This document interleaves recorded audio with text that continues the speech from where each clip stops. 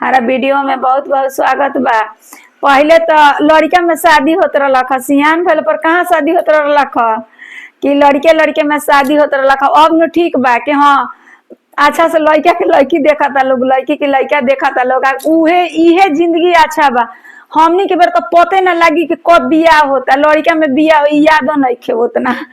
आदमी के, छोटा छोटा में शादी भइल बाटे। तो वही पर एगो हम झूमर वाला के गा के हम सुनावत तनी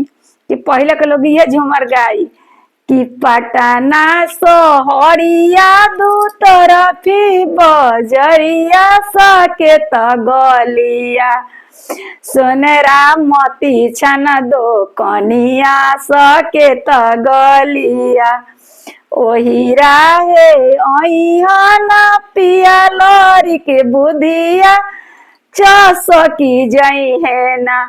उनकर लड़ी कने के बुधिया चसकी जई है ना उनकर लड़ी कने के बुधिया चसकी जई है ना अपने तो बारे पिया लड़ी का ना दानावा से मांगे लगी हने ना अपना हाथावा के कारावा मांगे लगी हने ना अपना अंगुली के उठिया से मांगे लगी है ना छपरा सोहरिया दू तरफी बजरिया सके गलिया बाजवा भैया मती छनी हा दो कनिया सके गलिया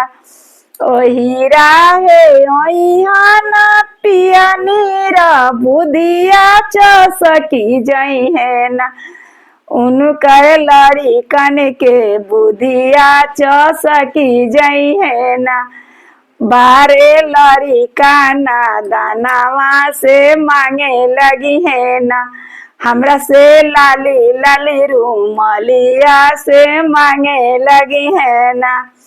रउआ लोग के झूमर पसंद पड़ी तो सब्सक्राइब करो।